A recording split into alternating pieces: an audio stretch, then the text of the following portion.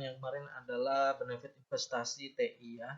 Benefit itu ya sinonimnya adalah advantage ya, keuntungan. Jika advantage adalah keuntungan, maka keuntungan dalam berinvestasi pada bidang teknologi informatika memiliki rekan bisnis yang tidak. Artinya banyak ya, bisa melebihi dari harapan gitu. Ada pelanggannya bagi pebisnis usaha itu sendiri, pelanggan, kemudian penggunanya, consumernya itu sendiri ya. Ya kita bisa melihatlah perkembangan sekarang terkait dengan marketplace ya atau e-commerce-nya itu sendiri ya.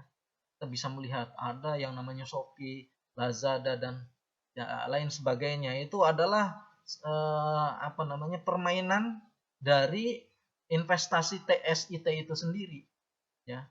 Kita bisa melihat Gojek dulu itu cuma hanya sebatas telepon atau SMS, sekarang sudah berbasiskan aplikasi khusus. Sehingga ya tidak sedikit gitu. Consumernya tidak sedikit.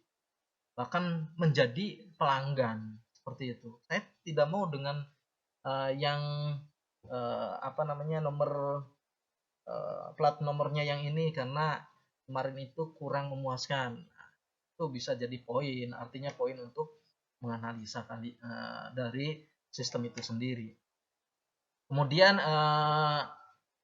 bila mana advance itu tidak sama, artinya dia berbalik, akronim ya, yaitu disadvantage, artinya di situ ada kerugian. Pasti ya, tidak jauh-jauh. Kita bisa melihat sendiri ada hidup dan ada mati. Seperti itu. Ada keuntungan dan ada pula kerugian. Tidak menutup kemungkinan yang SI atau TI juga akan mengalami kerugian. Contohnya sekarang seperti apa?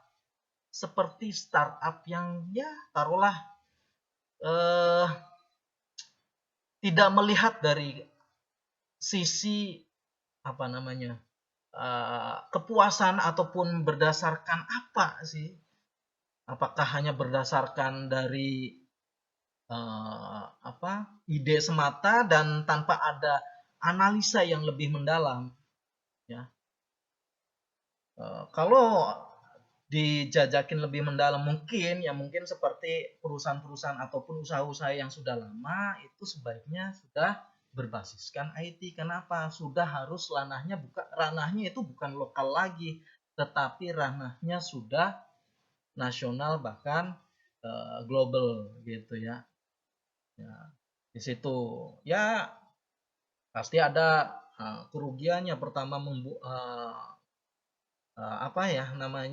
kalau sudah membuat startup itu kan perusahaan rintisan gitu ya. Rintisan artinya ya dia coba-coba ini ternyata maju hanya tidak begitu lama, bisa jadi 1 tahun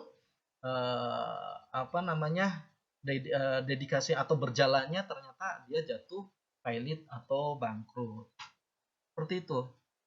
Itu sudah berbasiskan SITI. Karena kebutuhan pangsa pasarnya juga diperhatikan. Kalau tanpa ada strategi pemasaran atau kebutuhan dari pangsa pasarnya, ya akan jatuh, akan kena pilotnya, akan kena kerugiannya. Gitu. Perusahaannya akan menerima kerugian, bahkan bisa bangkrut. Kemudian selanjutnya adalah bagaimana organisasi atau perusahaan yang tidak ber-SITI, ya pasti dia cakupannya lokal saja, bahkan kita bisa melihat toko tetangga lah ya, tidak jauh-jauh, walaupun dia hanya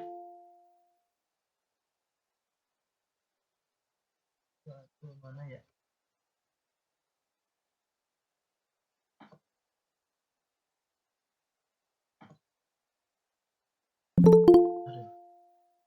sorry ini ya, ada banyak ini nih ya seperti itu. Kita contohkan saja ya pada era disrupsi ini yang 4.0 ini. Lagi seru-serunya. Bingung jadinya. Oke.